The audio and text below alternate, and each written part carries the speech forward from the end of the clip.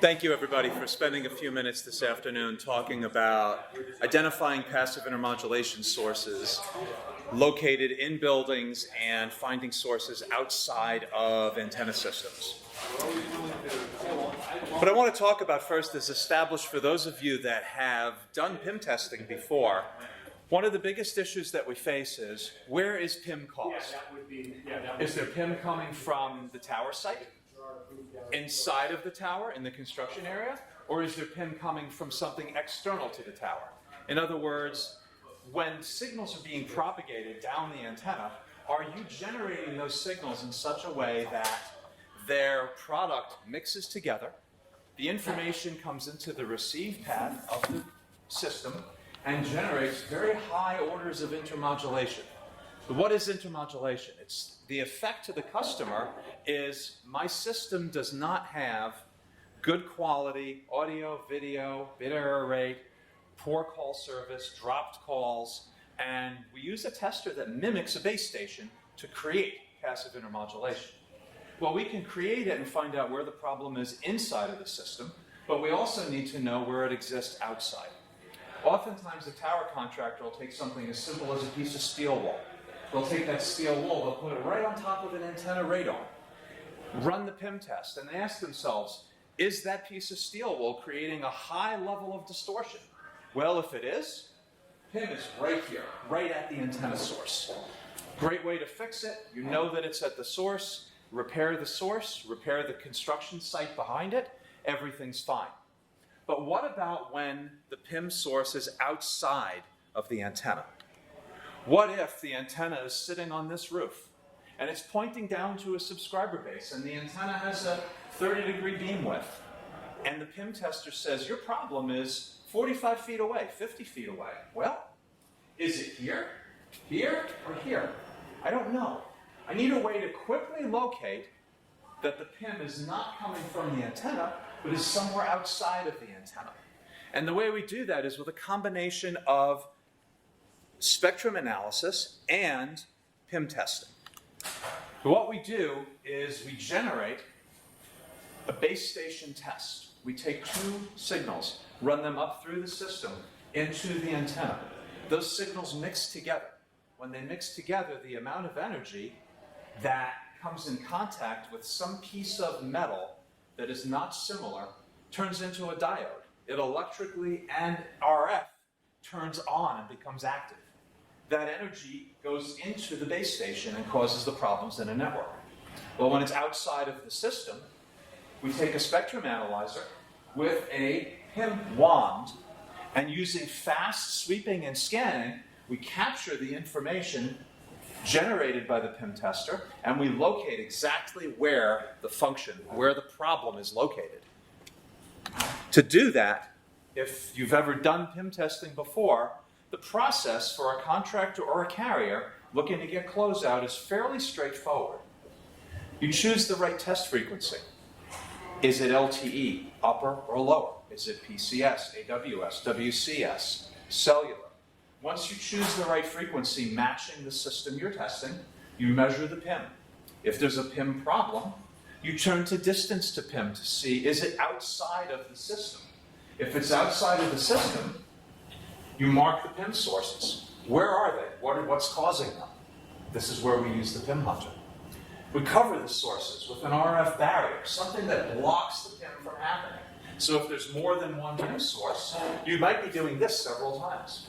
Once you've blocked the PIM sources, does the test pass? If it does, great, record the results. If all the test ports are done, all carriers, report it, get your closeout, and get paid. When it doesn't occur, and it doesn't pass, now we've got to go back, remeasure that distance to PIM, and find where the error is located. Well, doing that requires time and money. And oftentimes we don't have access to the system or a rooftop for more than a certain amount of hours a day.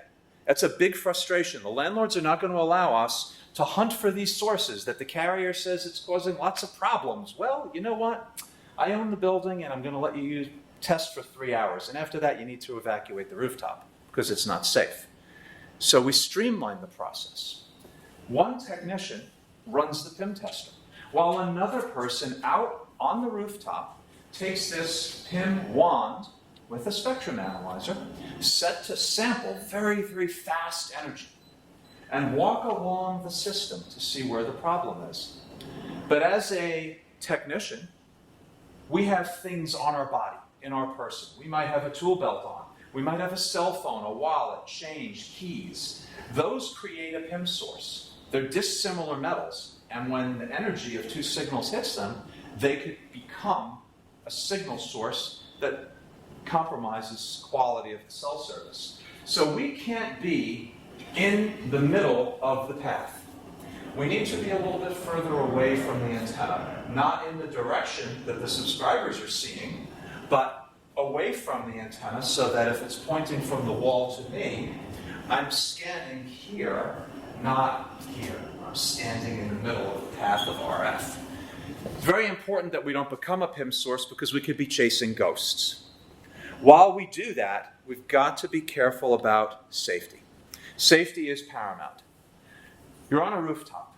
It's easy to become tunnel visionized, focused on, I got to find the problem, I've got to fix the problem. Well, you do that and you don't realize I just walked into a high voltage line, or I just walked to the edge of the roof.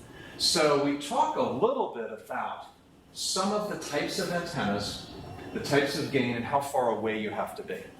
As a rule of thumb, if there's a full power antenna system on a rooftop, you want to stay 2 or 3 meters away from the antenna.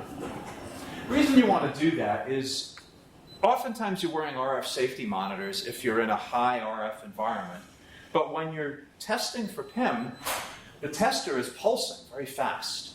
So an RF safety monitor doesn't accurately measure energy you're being exposed to. But if you are 2 meters away from the antenna, you're not being exposed to energy that can harm you, even at full power. The other aspect about safety is physically making sure you use the appropriate processes, that OSHA certified equipment is being used, that if I am hanging off of a rooftop, I have a tether. I'm lanyarded in so that I don't have to be concerned about falling. If there's a ladder or a stairwell, I've got it properly marked off. Safety has got to be first because we don't want to get hurt. We want to quickly test, produce a result, generate that test result so the carrier can optimize the system or you fix the problem and then move on without injury. How do we do this? We accomplish it with 3 pieces of physical equipment, some training and technicians behind it. A PIM tester. This can be an Anritsu PIM tester, or it can be a new generation PIM tester that is battery operated. I say battery operated because these use switching amplifiers. If you have an original PIM tester that is AC powered, they weigh about 60 or 70 pounds, and the amplifiers are CW. They're constantly on. We measure a pulsed signal. We measure it using a spectrum analyzer that can sample very, very fast. Your spectrum analyzer has to sample at least 10,000 times a second in order to repeatedly capture the switching signal from the PIM tester. If you have these 2 components coupled to this antenna, you have a PIM hunter system. And if you've designed antennas or worked in the antenna field, you know that typical antennas are designed to be optimal. As they go out, they can broadcast information far away. In our case, we do the reverse. This antenna is isotropic. It's not directional. I can twist it, I can turn it, I can move it in any direction. And as long as I'm close to the source of energy, this probe will couple to that source, give me an alarm, and read the information. So that when I am going along the rooftop and I see a flange here that's an aluminum piece of flashing, I have no idea if this screw or that bolt or a weld here is causing the problem by using distance to PIM, because the antenna says I could be anywhere from here all the way across here. With PIM Hunter, as I scan this area, the antenna is here, pointing out. I'm not in the way of the antenna, so I'm not a PIM source. And I'm just scanning all the metallic areas. it comes into contact with something.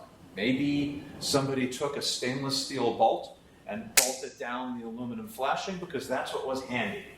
And as a carpenter, that's a perfectly good repair. But as a cellular network, that's a source of intermodulation. That's a source of unhappy customers. So PIM Hunter identifies exactly where it is, and then you can put a blanket over it and continue walking until there are no more PIM sources. So where do we find these PIM sources? On traditional tower sites, they can occur any place where you're constructing or securing cables. I've got cables running up the tower. I have a galvanized pole here. I might have some copper wrappings or galvanized wrappings or stainless steel clamps up here. Anytime there's dissimilar metal, anytime there's rust or corrosion, there can be PIM on the tower. So a great application is if you're on that tower top or a rooftop that has a small monopole, I can use the PIM Hunter to isolate another antenna that's faulty, a rusty object, or in this case, a bolt that was the wrong type of bolt. Instead of it being galvanized, it's stainless steel. Yes, sir? Can you drop the wand only a certain distance before it breaks, or can you talk a little bit about the durability of the wand? So the wand's been tested. The only test in the industry are 3-foot drop tests. And I realize that if you're a tower person, you're climbing a whole lot higher than 3 feet. But Anritsu has for years tested all of our equipment to be able to withstand a 3-foot drop test on all sides of the equipment. So in this case, the wand can be dropped from 3 feet onto a piece of granite on any angle, as long as it's mounted to a cable. Of course, if it drops on the connector, I'm going to cause damage to the connector. But the wand itself can be dropped 3 feet. And we use 3 feet because that is an international standard for shock and vibration. Have you heard of stories where it's been dropped, let's say, from a rooftop and still was in working condition after it fell, let's say, 20 feet or so? Well, we introduced the PIM Hunter Pro only this January. Okay. So the history of customers is probably not adequate enough to generate that. We have had instruments in their soft cases drop 20 and 30 feet and still function. We don't guarantee it. Again, it's tested for 3 feet. But we've had instruments literally drop 30 feet and still work. So where else do we find these issues? Well, we're going to find these issues in a lot of different scenarios, especially when we're talking about O and I DAS systems. A big frustration in DAS is I've got air conditioning vents, lighting fixtures, cables, plumbing, fire extinguishers that could all be sources, and I need to be able to isolate it. So once you've selected the equipment you're going to use, you're going to set it up. And if you'd like to see a demo, we're actually showing a live demo of this and exactly how it works upstairs. Once it's set up, you can share the setup of the analyzer with anyone who has a compatible analyzer. So all they have to do is turn on the analyzer and set the carrier's limit line. Every carrier has a line that says if it passes this line, you have a PIM problem, you better fix it. So, in this case, if it passes the line, I have a history of that by taking one trace and putting it on max hold, meaning I'll record it and always be able to see that it failed at least once. And I'll have a real-time audio alarm and an active trace that's constantly measuring up and down. As I walk with my PIM Hunter, I'm looking for the sound of the beep, or if I don't have that, I'm looking at my screen. Again, I caution you, take all the safety precautions before because we don't want to be walking around looking at the screen. Not that we would ever text and walk, but imagine you're texting and walking. Some time ago, there was a woman who texted and walked in Disney. She walked into a fountain and fell in. You don't want that to happen to you, especially if you're on a class trip and you are a monitor or a parent or a teacher. That could be very bad. Be careful.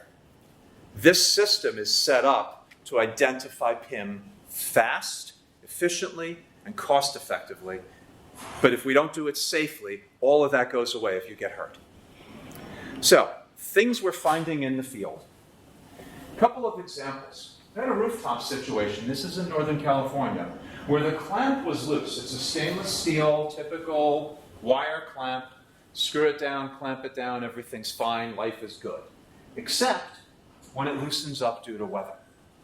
So typical procedures if you're using a clamp like this might be to take a little bit of paint or nail polish or silicone and silicone the bolt down.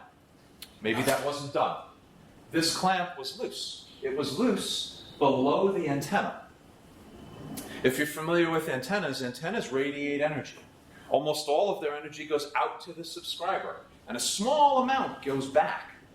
Well, in this case, the small amount of energy that went back, not to the subscriber, hit the bracket vibrated, created a diode, caused PIM, caused a failure of the network. Where else do we see these issues? Rooftops. Not just what you can see, but what if the underlayment, the tar, the concrete, had some water seep underneath it, and underneath here on the floor was a rusty bolt in the path of the antenna that caused PIM. Distance to PIM told us the PIM is outside the system 30 feet away. You walk 30 feet away, everything is clean. You take out your PIM hunter, you start scanning the ground, and lo and behold, an alarm goes off on the floor. You can't see anything beneath the tar paper, and you certainly can't lift up the tar paper. The landlord will probably evict you and take your tower down. So we need a method to identify the obscure PIM, the problem that I can't see, the problem underneath the roof. We can't do that with distance to PIM or range to fault. You need an active monitoring system. You need an active monitoring system when you're in a stealth site. Does anybody install or deal with stealth applications? So in a stealth application, of course, one of the most important attributes is I want it to fit within the community. So this second tier fits within the community because it looks like it's part of the building. So we spend a lot of time aesthetically making sure it matches.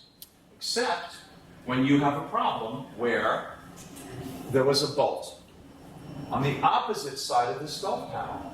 Outside looks beautiful. On the opposite side of the panel, there was a bolt sticking out that became electrically active, causing PIM. So putting a PIM blanket on it significantly dropped the PIM. Yes, sir? 2 minutes. Okay, thank you. I don't think I need more than 2 minutes. In summary, the PIM hunter is designed to accomplish a few different things. The most important is speed your time to test and time to identify the problem, help you mitigate the problem faster, and set up so that the carrier model can be turned up, turned on, RSSI passed, KPIs passed, and everyone is happy. Again, anyone who wants to see information about PIM Hunter is more than welcome to come up to the Anritsu booth, and we'll be there all day. Thank you so much for your time.